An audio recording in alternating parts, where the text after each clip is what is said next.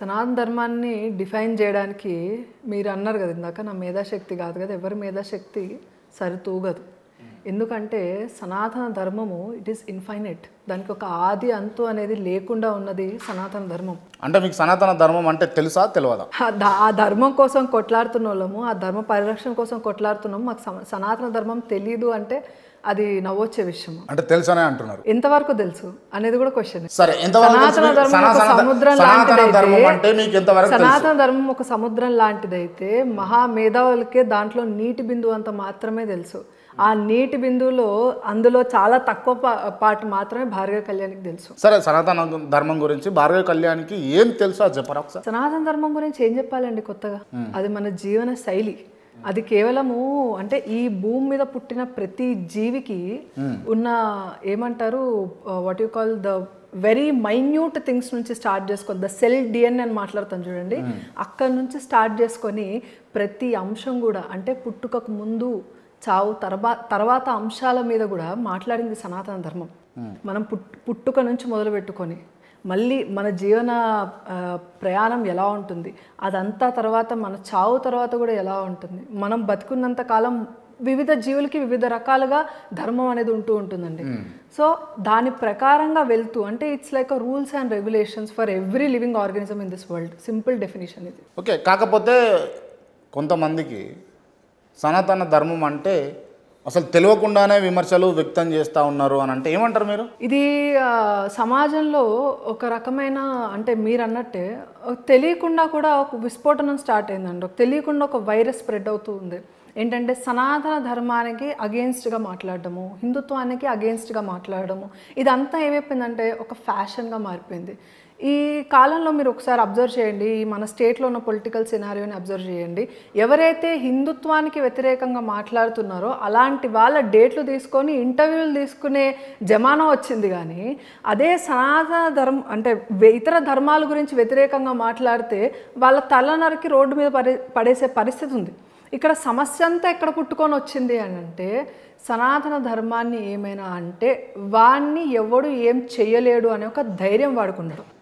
ఈ ఒక్క వైఫల్యం వల్లనే ఈ సనాతన ధర్మాన్ని అంటే ప్రపంచంలో ఉన్న ఎన్నో దేశాలు కూడా ఇంకా కన్ను కూడా తెరవని స్థితిలో ఉన్నప్పుడు మన దేశం ప్రపంచానికి నాగరికత అంటే ఏంటో నేర్పింది, ధర్మం అంటే ఏంటో నేర్పింది. వేదాలు పురాణాల రూపంలో ఎంతో తెలియని ఒక నాలెడ్జ్ని ఇక్కడ మన ఇండియాలో ప్రొడ్యూస్ చేస్తే ఈరోజు ఇదే సనాతన ధర్మాన్ని ఈ గడ్డ మీదకి వచ్చి ఆనాడు బ్రిటిషర్స్, ముఘల్స్, బ్రిటిషర్స్ తర్వాత కాంగ్రెస్ కించపరిచింది.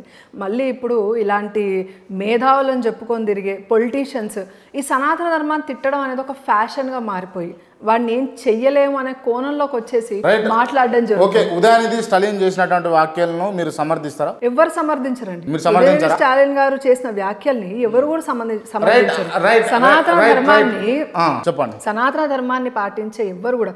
ఇప్పుడు ఉదయనిధి స్టాలిన్ గారు చేసిన స్టేట్మెంట్ ఎలా ఉంది అంటే, ధర్మంలో అంటే సనాతన ధర్మంలో ఇదొక తప్పిదం ఉంది, దీనివల్ల సమాజానికి చేటు ఉంది కాబట్టి దీన్ని మార్చుకోవాల్సిన అవసరం ఉంది అనే కోణంలో మాట్లాడి ఉంటే ఈ టైంలో హిందువులందరూ ఏకమై దీని మీద ఒక చర్చ నడిచేది.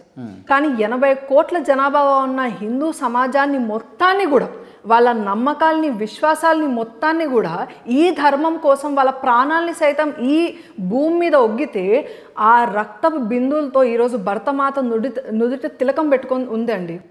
అలాంటి ఈ భూమి మీద సనాతన ధర్మాన్ని నిర్మూలిస్తామని మాటలు స్టాలిన్ అంటున్నాడు అంటే ఇది ఒక్క స్టాలిన్ అంటున్న మాట కాదండి. అతను మాట్లాడిన మాట ఇరాడికేషన్ ఆఫ్ సనాతన ధర్మ అనే ఒక కాన్ఫరెన్స్ లో మాట్లాడింది. సనాతన ధర్మాన్ని నిర్మూలించాలి.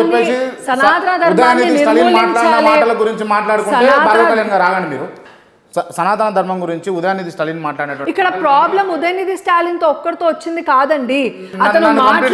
అతను మాట్లాడిన కాన్ఫరెన్స్ యొక్క మెయిన్ మోటివే ఇరాడికేషన్ ఆఫ్ సనాతన ధర్మ. మొత్తం అదొక కాన్ఫరెన్స్ అండి. క్లియర్లీ దాంట్లో ఒక 1500 మంది కమిటీ ఉంది సనాతన ధర్మానికి. అక్కడ కూర్చున్న వాడే సాక్షాత్తు ఈ ఎండోన్మెంట్ కి సంబంధించిన మినిస్టర్. తమిళనాడులో ఉన్న 12,000 గుళ్ళు దానికి సంబంధించిన ఎండోన్మెంట్ డిపార్ట్మెంట్ కి మినిస్టర్. దాదాపు ఈ దేశంలో, భారతదేశంలో ప్రతి సంవత్సరం కూడా 7,000 కోట్లకు పైగా టెంపుల్స్ ద్వారా వచ్చిన ఫండ్తో గవర్నమెంట్ నడుస్తుందండి. ఆ గవర్నమెంట్ని రన్ చేసే ఫండ్స్ ఏవైతే వస్తున్నాయో గుళ్ళ నుంచి వస్తున్నాయి. అలాంటి ఒక మినిస్టర్ వెళ్ళి ఇరాడికేషన్ ఆఫ్ సనాతన ధర్మ అనే కాన్ఫరెన్స్లో వెళ్ళి కూర్చోవడం ఇంకా సిగ్గుచేటు. ఇది ఒక్క ఉదయనిధి స్టాలిన్తో వచ్చిన వైరస్ కాదండి. ఇది ఆ ఒక్క వ్యక్తితో పుట్టిన వైరస్ కాదు. ఇది పాకుతోంది, ఇది విస్తరిస్తోంది. కేవలం సనాతన ధర్మం యొక్క గొప్పతనము ఈ తరానికి తెలియకపోవడం వల్ల, ఈ ధర్మం కోసం ఎంతమంది కొట్లాడారు, ఎంతమంది వాళ్ళ ప్రాణాలని భారతదేశం కోసం ఒడ్డారు అని తెలియకపోవడం వల్ల ఈ తరంలో వాళ్ళకి ఉదయనిధి స్టాలిన్ చేసిన ఎందుకండి మొన్న జవాన్ సినిమాని మేము బ్యాన్ జవాన్ అని పెడితే దానికి సంబంధించి యువత అంతా ఓ జవాన్ని ఎట్లా మేము షారుఖ్ ఖాన్ ఫ్యాన్స్ మేము జవాన్ని మీరు ఎట్లా ఆపేస్తారు అది ఇదని ఒక మూవీ కోసం 3 గంటల సినిమా కోసము యువత కొట్లాడడానికి రోడ్ల మీదకి వస్తున్నారే. అదే నీ పూర్వీకులు కొన్ని వేల సంవత్సరాల కింద నుంచి యుగ యుగాలుగా వస్తున్న ఈ సనాతన ధర్మం గురించి వాళ్ళకి విలువ తెలియదు.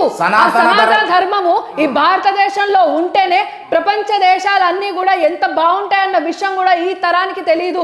అందుకే హిందూ ధర్మాన్ని ఎవడేమన్నా కూడా వాడికొచ్చే ఒకటే ఒక ఆలోచన, నన్ను ఎవడు ఏం పీకలేడు అనేసి ఈ రోజు ఉదయనిధి స్టాలిన్ వైరస్ తో పోల్చాడు. వాళ్ళ పార్టీకి సంబంధించిన ఇంకొక వ్యక్తి దీన్ని వాట్ యు కాల్ ఎయిడ్స్ తో పోల్చాడు, కుష్టి వ్యాధితో పోల్చారు. రీసెంట్ గా ప్రకాష్ రాజ్ కూడా దానికి మద్దతు తెలపడం జరిగింది. వీళ్ళందరినీ ఎందుకు పోషిస్తోంది భారతదేశము? ఈ సనాతన ధర్మం పుట్టిన ఈ గడ్డ మీద, ఈ పుణ్యభూమి మీద ఎక్కడైతే ప్రపంచం అంతా కూడా సుఖంగా ఉండాలి, లోకా సమస్తా సుఖినో భవంతు, ప్రతి ఒక్కరు కూడా బాగుండాలి, వసుదైక కుటుంబం గురించి మాట్లాడుతున్న ఈ సనాతన ధర్మం యొక్క గొప్పతనాన్ని తెలుసుకోకుండా ఈ రోజు ఇంతమంది వ్యాఖ్యలు చేస్తున్నారంటే దానికి మెయిన్ కారణం ఏంటి అంటే భయం లేకపోవడము. 80 కోట్ల మందిని ఈ మొత్తాన్ని అంతమొందిస్తామన్నా కూడా కనీసము ఎంతమంది స్పందించారు?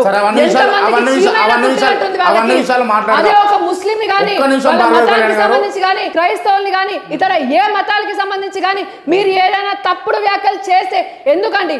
వాస్తవాలు, ఖురాన్ లో ఉన్న వాస్తవాలు మాట్లాడినందుకు మీరు తీసుకొని జైల్లో పెడితే 3-4 నెలల పాటు జైల్లో ఉన్నారు.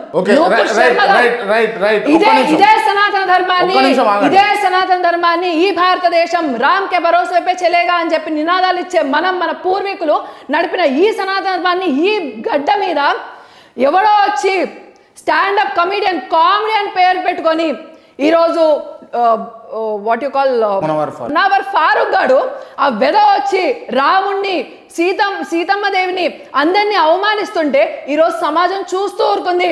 దీన్ని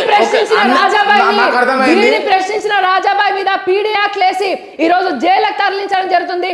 సనాతన ధర్మాన్ని ఎవడైనా అంటే వాడు విచ్చలవిడిగా తిరగలుగుతున్నాడు, స్టూడియోలకు వచ్చి ఇంటర్వ్యూలు ఇవ్వగలుగుతున్నాడు, మాట్లాడగలుగుతున్నాడు, సనాతన ధర్మాన్ని కించపరిచేలాగా వ్యాఖ్యలు చేయగలుగుతున్నాడు. కానీ అదే ఇతర మతస్థుల్ని ఎవరైనా మీరు అనే ప్రయత్నం చేస్తుంటే కనుక వాళ్ళందరినీ కూడా ఈ రోజు నడి రోడ్డు మీద హర్ష పరిస్థితి ఏమైందండి? కర్ణాటకలో హిజాబ్ రోజు జరిగినప్పుడు ఆ బజరంగల్ యాక్టివిస్ట్ అయిన హర్షాన్ని పట్టుకొని వచ్చి అర్ధరాత్రి చంపి రోడ్డు మీద పడేస్తే ఇప్పటిదాకా చంపిన వాళ్ళ దాఖలా ఈ సెక్యులర్ ఇండియా, డెమోక్రటిక్ ఇండియా అని మాట్లాడే ఈ భారతదేశం మీద సనాతన ధర్మం గురించి మాట్లాడే ప్రతి ఒక్కరికి కూడా వెన్నులో వణుకు పుట్టే విధంగా చట్టాలు రూపొందిస్తే మాత్రమే ఈ రోజు సనాతన ధర్మాన్ని వేలెత్తి చూపించడానికి ఇలాంటి లుచ్చానా కొడుకులు ఎవ్వరికి కూడా దమ్ము రాదు, ధైర్యం చెయ్యరు. అదే ఇతర మతస్థులు మునవర్ ఫారూక్ గాడి వాడి మీద మాట్లాడినందుకు రోడ్ల మీదకి వచ్చి హైదరాబాద్ లో 2 రోజులు అల్లర్లు సృష్టించారు. అదే సీతమ్మ వారిని మాట్లాడిన మునవర్ ఫారూక్ గారిని మాట్లాడినందుకు అగేన్స్ట్ గా ప్రొటెస్ట్ చేసినందుకు హిందూ ధర్మాన్ని పరిరక్షిస్తున్న రాజాబాయిని పీడీ యాక్ట్ వేసి లోపల పెట్టారు. ఈ చట్టాలు మేము ఏమని మాట్లాడాలి? 80 కోట్ల మంది హిందువులు ఉన్న ఈ భారతదేశంలో సనాతన ధర్మం పుట్టిన ఈ గడ్డ మీద ఈ రోజు సనాతన ధర్మాన్ని వేలెత్తి చూపిస్తున్నారంటే హిందువుల్లో ఐక్యమత్య లేకపోవడమే. కేవలం వాళ్ళ రాజకీయ లబ్ధి కోసం పార్టీలు మారుతున్న ఈ హిందువులు మాత్రమే. ఎందుకండి హిజాబ్ రోజు జరిగినప్పుడు కవిత స్పందించింది, నేను బొట్టు పెట్టుకుంటా, వాళ్ళు బుర్కా వేసుకుంటారు, మీరు మాకు చెప్పాల్సిన అవసరం లేదు, మేము ఏం వేసుకోవాలని చెప్పేసి నూపూర్ శర్మ గారు స్టేట్మెంట్స్ ఇచ్చినప్పుడు కూడా కేటీఆర్ స్పందించారు, హరీష్ రావు స్పందించారు, బీఆర్ఎస్ సోషల్ మీడియా హ్యాండిల్ స్పందించాయి. ఈరోజు అదే సనాతన ధర్మాన్ని మొత్తం నిర్మూలిస్తాము, కూకటి వేలతో పెగిలిస్తాము అంటే ఏ ఒక్క నా కొడుకు ఈరోజు బీఆర్ఎస్ పార్టీలో ఓట్లు వేయించుకున్నాడు, ఈరోజు రజాకార్లని నిజాంని రాజాని కీర్తిస్తున్నాడు. ఏమని మాట్లాడాలి? ఈరోజు హిందూ ఆడవాళ్ళని వివస్త్రాలు చేసి బతుకమ్మ ఆడిచ్చాడే, బతుకమ్మ అంట కదా, బతుకమ్మ తీసుకొచ్చిందే కవితక్క అని చెప్పారు కదా, ఆవిడ రోల్ మోడల్ కదా, ఆవిడ సెలబ్రిటీ కదా.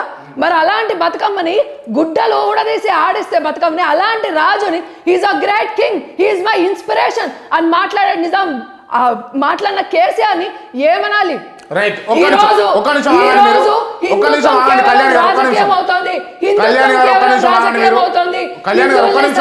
ధర్మాన్ని ఆపే ప్రయత్నం చేస్తున్నారు. దీన్ని నిర్మూలించే ప్రయత్నం ఇప్పుడు కాదు, బ్రిటిషర్స్ ఇన్వైట్ చేసినప్పుడు జరిగింది. కాంగ్రెస్ గత 70 సంవత్సరాలుగా చేసింది. ఇప్పుడు నరేంద్ర మోదీ గారి పరిపాలనలో ప్రతి ఒక్కరికి కూడా ఐకమత్యం ఉండే విధంగా ప్రతి ఒక్కరిని కూడా సంఘటితం చేస్తూ దేశం కోసం ముందుకు తీసుకెళ్తున్న ప్రధానమంత్రి రోజు నరేంద్ర మోదీ గారు ఉన్నారు కాబట్టి కనీసం ఈ కుక్కలు వీధి వెంబడి తిరగగలుగుతున్నాయి.